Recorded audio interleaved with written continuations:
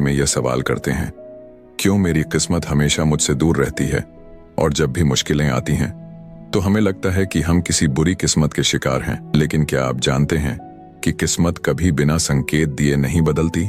जीवन में कुछ महत्वपूर्ण संकेत होते हैं जिन्हें पहचान कर हम अपनी किस्मत को एक नई दिशा दे सकते हैं।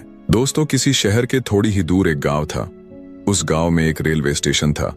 उस रेलवे स्टेशन पर एक भिखारी रहता था जिसका नाम आनंद था। वह अकेला ही रहता था।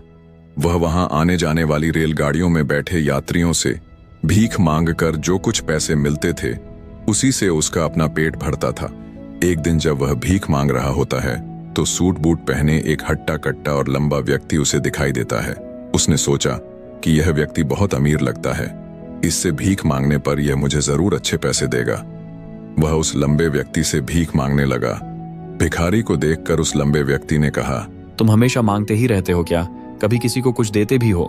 भिखारी बोला, साहब, मैं तो भिखारी हूँ, हमेशा लोगों से मांगता ही रहता हूँ। मेरी इतनी औकात कहाँ कि किसी को कुछ दे सकूं। लंबा व्यक्ति बोला, जब किसी को कुछ दे नहीं सकते तो तुम्हें मांगने का भी कोई हक नहीं है। मैं एक व्यापारी हूँ और लेन देन में ही विश्वास करता हूँ। अगर तुम्हारे पास मुझे कुछ देने को हो तभी मैं तुम्हें बदले में कुछ दे सकता हूँ। इतना कहने के बाद वह लंबा आदमी ट्रेन में बैठकर चला गया। इधर भिखारी उसकी कही गई बात के बारे में सोचने लगा। उस लंबे व्यक्ति के द्वारा कही गई बात उस भिखारी के दिल में उतर गई। वह सोचने लगा कि शायद मुझे भीख में अधिक पैसा इसीलिए नहीं मिलता क्योंकि मैं उसके बदले में किसी को कुछ दे नहीं पाता हूं।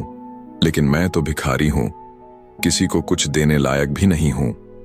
लेकिन कब तक मैं लोगों को बिना कुछ दिए केवल मांगता ही रहूंगा? बहुत सोचने के बाद उस भिखारी ने निर्णय किया कि जो भी व्यक्ति उसे भीख देगा उसके बदले में वह भी उस व्यक्ति को कुछ जरूर देगा।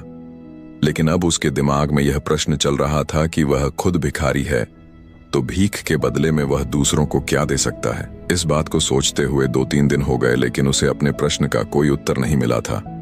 एक दिन जब वह स्टेशन के पास बैठा हुआ था तभी उसकी नजर कुछ फूलों पर पड़ी जो स्टेशन के आसपास के पौधों पर खिल रहे थे। उसने सोचा, क्यों ना मैं लोगों को भीख के बदले कुछ फूल दे दिया करूं। उसको अपना यह विचार अच्छा लगा और उसने वहां से कुछ फूल तोड़ लिए। अब वह ट्रेन में भीख मांगने पहुंचा। अब जब भी कोई उसे भीख देता तो उसके बदले में वह भीख देने वाले को कुछ फूल दे देता। उन फूलों को लोग खुश होकर अपने पास रख लेते थे।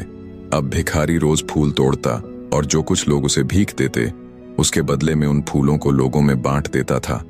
कुछ ही दिनों में उसने महसूस किया कि अब उसे बहुत अधिक लोग भीख देने लगे हैं। वह स्टेशन के पास के सभी फूलों को तोड़ लाता था। जब तक उसके पास फूल रहते थे तब तक उसे बहुत से लोग भीख देते थे। लेकिन जब फूल बांटते बांटते खत्म हो जाते तो उसे भीख भी नहीं मिलती थी। अब रोज ऐसा ही चलता रहा। एक दिन जब वह भीख मांग रहा था तो उसने देखा कि वही लंबा व्यक्ति ट्रेन में बैठा है जिसकी वजह से उसे भीख के बदले फूल देने की प्रेरणा मिली थी। वह तुरंत उस व्यक्ति के पास पहुंच गया और भीख मांगते हुए बोला, आज मेरे पास आपको देने के लिए कुछ फूल है, आप मुझे भीख दीजिए तो बदले में मैं आपको कुछ फूल दूंगा। उस लंबे व्यक्ति ने उसे भीख के रूप में 20 रुपये दे दिए और भिखारी ने कुछ फूल उसे दे दिए। उस लंबे व्यक्ति को बात बहुत पसंद आई।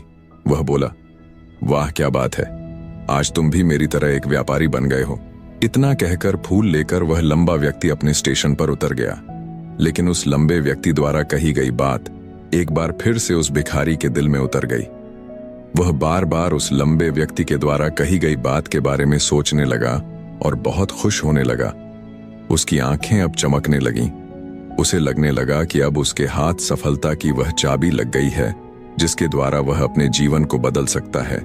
वह तुरंत ट्रेन से नीचे उतरा और उत्साहित होकर बहुत तेज आवाज में ऊपर आसमान की तरफ देखकर बोला, मैं भिखारी नहीं हूं, मैं तो एक व्यापारी हूं, मैं भी अमीर बन सकता हूं। लोगों ने उसे देखा तो सोचा कि शायद यह भिखारी पागल हो गया है और अगले दिन से वह भिखारी उस स्टेशन पर फिर कभी नहीं दिखा। लोगों को लगा कि शायद वह दूसरे शहर चला गया होगा। समय गुजरता गया और फिर 8 महीने बाद इसी स्टेशन पर 2 व्यक्ति सूट बूट पहने हुए यात्रा कर रहे थे। दोनों ने एक दूसरे को देखा तो उनमें से एक ने दूसरे से हाथ मिलाया और कहा, क्या आपने मुझे पहचाना? दूसरा व्यक्ति बोला, नहीं, क्योंकि मेरे हिसाब से हम लोग पहली बार मिल रहे हैं। पहला व्यक्ति बोला, नहीं, आप याद कीजिए, हम पहली बार नहीं बल्कि तीसरी बार मिल रहे हैं। दूसरा व्यक्ति बोला, मुझे याद नहीं वैसे हम पहले 2 बार कब मिले थे। अब पहला व्यक्ति मुस्कुराया और बोला, हम पहले भी 2 बार इसी ट्रेन में मिले थे। मैं वही भिखारी हूं जिसको आपने पहली मुलाकात में बताया कि मुझे जीवन में क्या करना चाहिए और दूसरी मुलाकात में बताया कि मैं वास्तव में कौन हूं। दूसरा व्यक्ति मुस्कुराया और अचंभित होते हुए बोला, ओ, याद आया, तुम वही भिखारी हो जिसे मैंने एक बार भीख देने से मना कर दिया था और दूसरी बार मैंने तुमसे कुछ फूल खरीदे थे। लेकिन आज तुम यह सूट बूट में कहाँ जा रहे हो और आजकल क्या कर रहे हो? तब पहला व्यक्ति बोला, हाँ मैं वही भिखारी हूं, लेकिन आज मैं फूलों का एक बहुत बड़ा व्यापारी हूं और इसी व्यापार के काम से ही मैं दूसरे शहर जा रहा हूं। कुछ देर रुकने के बाद वह फिर बोला, आपने मुझे पहली मुलाकात में प्रकृति का वह नियम बताया था जिसके अनुसार हमें तभी कुछ मिलता है जब हम कुछ देते हैं। लेन देन का यह नियम वास्तव में काम करता है। मैंने यह बहुत अच्छी तरह महसूस किया है, लेकिन मैं खुद को हमेशा भिखारी ही समझता रहा। इससे ऊपर उठकर मैंने कभी सोचा ही नहीं। और जब आपसे मेरी दूसरी मुलाकात हुई तब आपने मुझे बताया कि मैं एक व्यापारी बन चुका हूं। अब मैं समझ चुका था कि मैं वास्तव में एक भिखारी नहीं बल्कि व्यापारी बन चुका हूं। मैंने समझ लिया था कि लोग मुझे इतनी भीख क्यों दे रहे हैं, क्योंकि वह मुझे भीख नहीं दे रहे थे बल्कि उन फूलों का मूल्य चुका रहे थे। सभी लोग मेरे फूल खरीद रहे थे क्योंकि इससे सस्ते फूल उन्हें कहाँ मिलते। मैं लोगों की नजरों में एक छोटा व्यापारी था, लेकिन मैं अपनी नजरों में एक भिखारी ही था। आपके बताने पर मुझे समझ आ गया कि मैं एक छोटा व्यापारी हूं। मैंने ट्रेन में फूल बांटने से जो पैसे इकट्ठे किए थे उनसे बहुत से फूल खरीदे और फूलों का व्यापारी बन गया। यहाँ के लोगों को फूल बहुत पसंद है और उनकी इसी पसंद ने मुझे आज फूलों का बहुत बड़ा व्यापारी बना दिया। दोनों व्यापारी अब खुश थे और स्टेशन आने पर साथ उतरे और अपने अपने व्यापार की बात करते हुए आगे बढ़ गए। दोस्तों, यह कहानी हमें जीवन की एक बड़ी महत्वपूर्ण शिक्षा देती है। कहानी में लंबा व्यापारी गिव एंड टेक के नियम को बहुत अच्छी तरह जानता था। दुनिया के सभी बड़े व्यापारी इसी जीवन के नियम का उपयोग करके सफल हुए हैं। इस फार्मूले को उसने भिखारी को भी बताया। भिखारी ने इस प्राकृत नियम को अपना लिया और इसका असर उसके जीवन में साफ दिखाई देने लगा। उसने अपनी सोच बदली और उसकी जिंदगी बदल गई। यह कहानी हमें बताती है कि हम यदि अपनी सोच बदल लें तो कुछ भी हासिल किया जा सकता है। यदि हम खुद को छोटा समझते रहेंगे तो हम हमेशा छोटे ही बने रहेंगे। बड़ा बनने के लिए हमें अपनी सोच को बदलना होगा और खुद के बारे में बड़ा सोचना होगा। कहानी का सार यह है कि सफलता आपकी सोच में छुपी होती है। खुद का आत्मसम्मान जगाए, अपनी सोच को बड़ा बनाइए और देखिए कैसे आप सफलता के शिखर पर पहुंच जाते हैं। दोस्तों, जीवन में सुख दुख सिक्के के 2 पहलू जैसे आते जाते रहते हैं। जब हमारे जीवन में सब अच्छा हो रहा होता है तो खुश होना लाजमी है, लेकिन जब हमारे जीवन में कुछ गलत होता है और चीजें हमारे अनुसार नहीं चल रही होती तो सबसे पहले हम अपना धैर्य खोते हैं और भगवान और अपनी किस्मत को कोसना शुरू कर देते हैं। यानी उस समय हमें सिर्फ और सिर्फ अपना दुख नजर आता है और उस दुख के अंदर जो थोड़ा बहुत हमारे पास है हम उसे भी खो देते हैं। यानी दोस्तों, इस समय अंतर आता है सोच का, यानी सकारात्मक सोच और नकारात्मक सोच।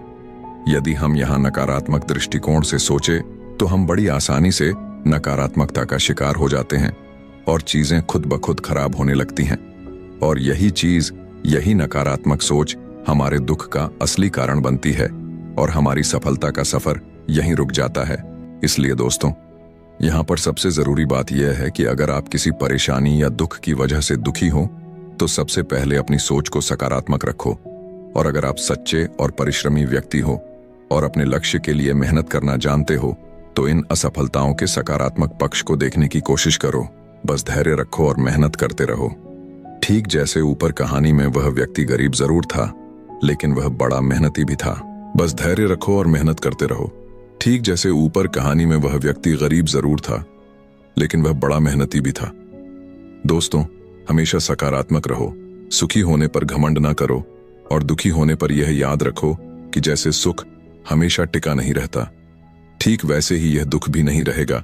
न सुख हमारे हाथ में है और ना दुख, और जो हमारे हाथ में है ही नहीं उस पर ध्यान क्यों देना? अगर कुछ आपके हाथ में है तो वह है मेहनत।